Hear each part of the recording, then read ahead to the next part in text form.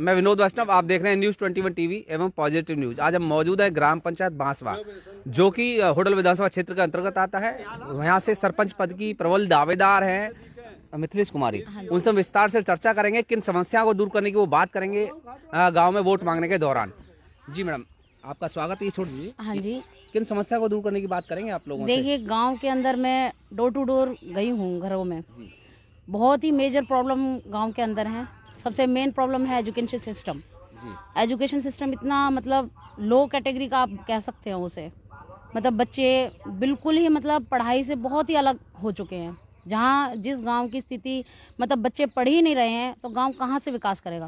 क्योंकि माँ बाप हैं वो बच्चों को ज़्यादा एजुकेशन सिस्टम आगे भेजना ही नहीं चाहते, क्योंकि वो कहते हैं कि टीचर्स नहीं पढ़ाते हैं, क्योंकि कहीं ना कहीं टीचर्स की भी कमी है। आप ये बताइए, गरीब आदमी है वो लोग अपने बच्चों को प्राइवेट स्कूल में नहीं भेज सकते। पैसे वाले हैं वो अपने प्राइवेट में भेज सकते हैं, लेकिन सरकारी स्कूल में अगर टीचर्स ही नहीं सही से पढ़ाएंगे, एजुकेशन सिस्टम टीचर से ही खराब होता है। सबसे पहले मेन टीचर्स हैं अपने फ़ोन पे लगे रहते हैं। आप दिल्ली के एजुकेशन सिस्टम देखिए, आप वहाँ पे दिल्ली में है बहुत सिस्टम अच्छी है। और प्रमुख समस्या मेन प्रमुख है यहाँ पे लाइट नहीं है। लाइट 24 घंटे की लाइट हम यहाँ पे लाना चाहेंगे बिल्कुल। पानी की निकासी का कोई साधन नहीं है गांव के अंदर। लाइट वगैरह का कोई सिस्टम नहीं है। रोड लाइट, ये खम्भों पे लाइट वगैरह, बाकी जितनी भी हमारी रोड है बाहर की फिरकी है, कहीं पे भी कोई भी लाइट नहीं है। सीसी कैमरे वगैरह हम चौराहे पे लगाना चाहेंगे सेफ्टी के लिए। और कोई प्रमुख समस्या? भाई 3 चीजें आपने प्रमुख, देखिए प्रमुख समस्या यहाँ पर एक तो ये है कि यहाँ के पानी में प्रॉब्लम बताई जाती है। ज़्यादा बहुत कैंसर के पेशेंट इस गांव के अंदर हैं, तो हम चाहेंगे कि यहाँ पर जांच समिति बिठाई जाए, यहाँ के पानी का भी टेस्ट किया जाए। बाकी जो चीज़ मेन प्रॉब्लम है वो आप करी जाए। आपने अपनी समस्याएं तो बता देंगे, ये समस्याएं होंगी जिन्हें आप दूर करने की कोशिश करेंगे। एक सेकंड भाई साहब, आप एक एक करके बता देना पीछे से। आप अगर आपने बताना तो आप आगे आ जाइए। आप मैडम ये बताएं कि आप प्रबल दावेदार हैं, आप बेहतर उम्मीदवार क्यों हो सकती हैं? अन्य उम्मीदवार तो चुनाव लड़ेंगे, मतलब आपको वोट क्यों दिया जाए? देखिए, बाकी सब लोग अब तक जितने भी बने हैं, मैं पीछे की तरफ मैं देखती हूँ, किसी ने भी मतलब गांव के विकास के लिए, बच्चों के लिए, लेडीज के लिए किसी ने कुछ नहीं किया। गांव जितना गड्ढे में जाना था उतना मतलब जाने की कोशिश की है इस गांव के अंदर। कोई अगर एक आध उठने की कोशिश करता उसे लोग उठने नहीं देते हैं। नहीं, गांव के लोग उठने नहीं देते या कुछ गांव के कुछ लोग हैं जो चाहते नहीं है कि गांव विकास करे। कुछ लोग हैं।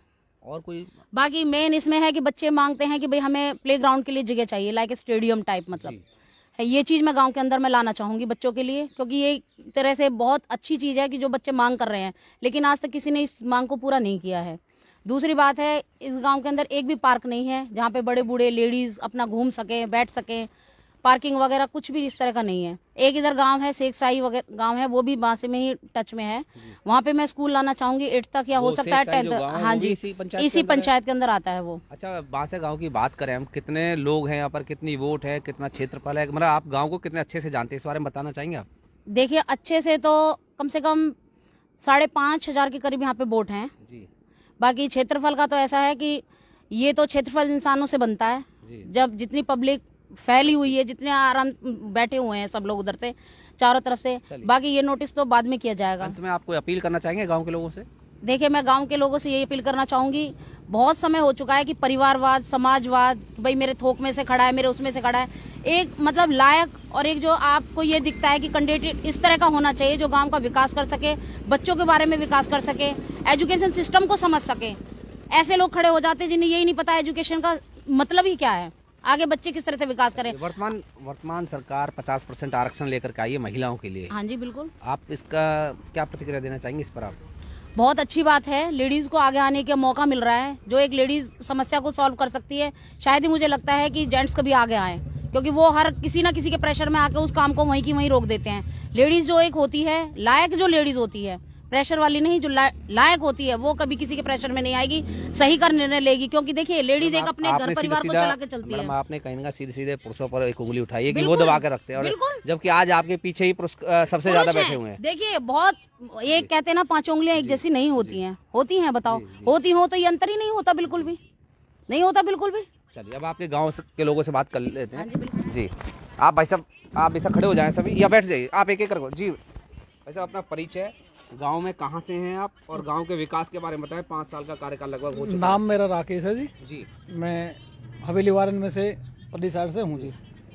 आप खीरसागर आम से। नागरिक होने के नाते आप बताइएगा, हाँ विपक्ष जी। और पक्ष की तरफ से मत बताइएगा। नहीं, जी। कोई वो नहीं है जी, बिल्कुल। देखो जो ये दादी हैं जो खड़ी हुई हैं, ये बिल्कुल को छोड़ दीजिए, आप गांव में विकास कार्य कितने हुए वो बताएं। कुछ वैसा हुआ नहीं है। ये तो गरारे वगैरह तो चलो सभी बनाते हैं, लेकिन आप वैसा बताएं हुआ भाई नहीं। साहब, आप बहुत बोल रहे थे बीच में, आप बताओ। हाँ जी बताओ जी, अब आप बताओ कितने ना सवाल काम करो जी। काम बताओ कितने हुए गांव में? काम खुश कुछ- है आप एक आम नागरिक होने के मैं नाते? बताऊं जी, गांव वाले बिल्कुल खुश नहीं है जी, गांव केवल वाले नहीं, आप बताओ अपनी। हम खुश नहीं है जी, बिल्कुल। क्यों? रास्ता ही रास्ता बने और कोई स्कूल है, कोई कॉलेज है, कोई भी काम नहीं हुआ हमारे गाँव में। रास्ते बने हैं? रास्ते बने बस। चलिए और जानते हैं जी, आप तो उम्मीदवार भी रहे हैं जी भाई साहब। जी जी मैं हरी सिंह गांव बांसवा से हूँ, आम नागरिक हूँ। सर, और आप पिछले इलेक्शन आप में पूर्व में उम्मीदवार रहे हैं, एक तरीके से आप विपक्ष मान लीजिए। जी। आप विपक्ष का नेता ना होकर के आप सिर्फ और सिर्फ एक आम नागरिक होने के नाते आप बताएं, गांव में कितना काम हुआ और कितना और होना चाहिए? जी, मेरे गांव में जितनी बड़ी आबादी है, जितनी जनसंख्या, उसके अनुसार यहाँ पे कोई भी एक हॉस्पिटल होना चाहिए जो कि नहीं है। बैंकिंग सुविधा होनी चाहिए जो यहाँ नहीं है। बुजुर्गों के लिए कोई पार्क या स्वास्थ्य विभाग तरफ से होना चाहिए। कोई गांव में प्ले ग्राउंड होना चाहिए।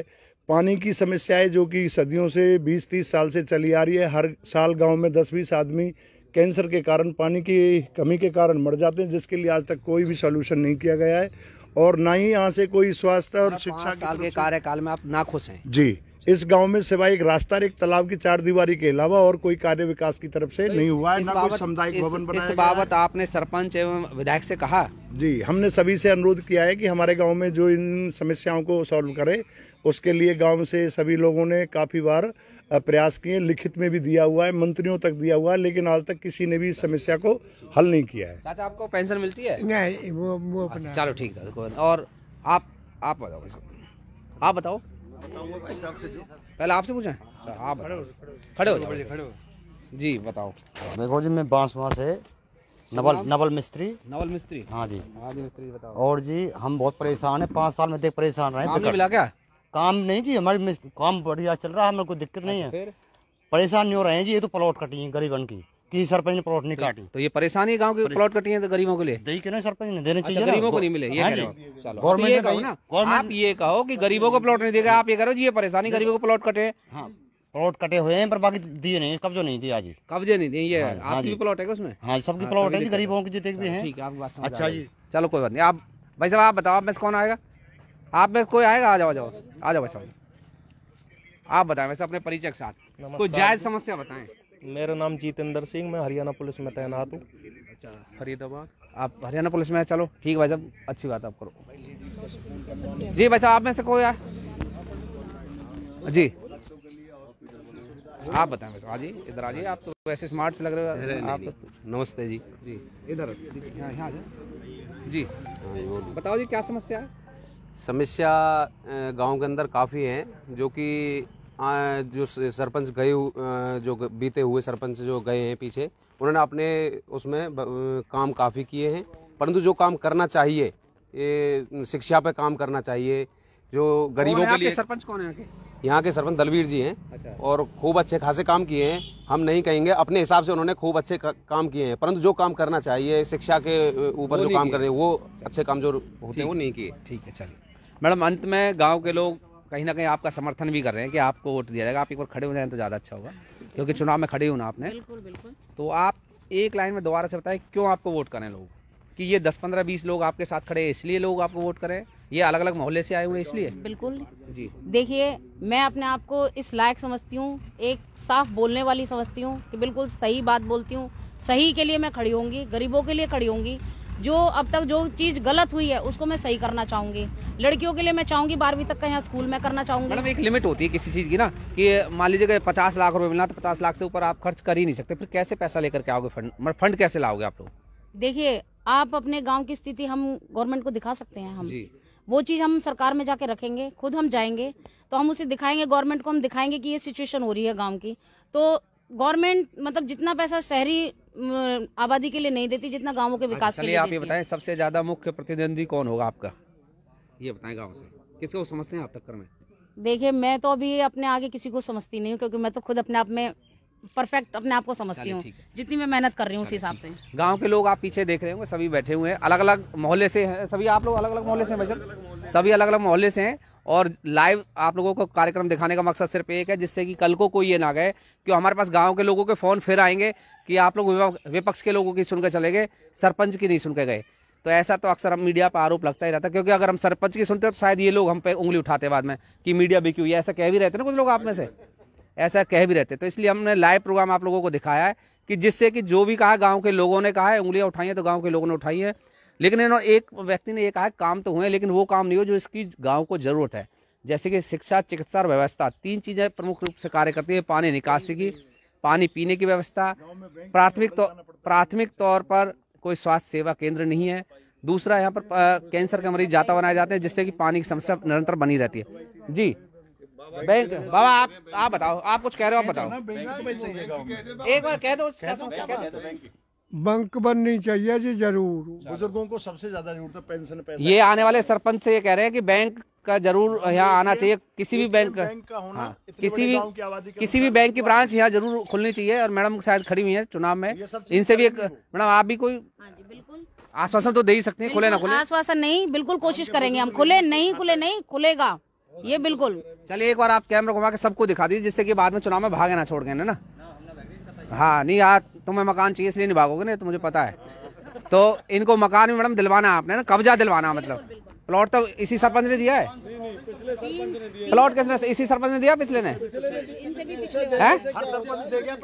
इनको सब गरीबों को जैसे 100 प्लॉट योजना में दिए, 100 पहले ने दिए, कब्जा किसी ने नहीं दिया। चलिए ठीक है। चलिए ये तो सब बातें हमेशा होती रहेंगी। आप सभी इनकी बातों से समर्थन करते हो तो इनका साथ जरूर दें। और हमारा उद्देश्य था सिर्फ गांव के लोगों से रूबरू कराने का, हर गांव में हमारे पहुंचने का काम है। आपके नीचे एक नंबर फ्लैश हो रहा होगा, इस खबर को जो भी लोग देख रहे होंगे तो हमसे आप कभी भी संपर्क कर सकते हैं। आपकी समस्या को संबंधित अधिकारी प्रतिनिधि तक पहुंचाने का हम कार्य करेंगे। धन्यवाद।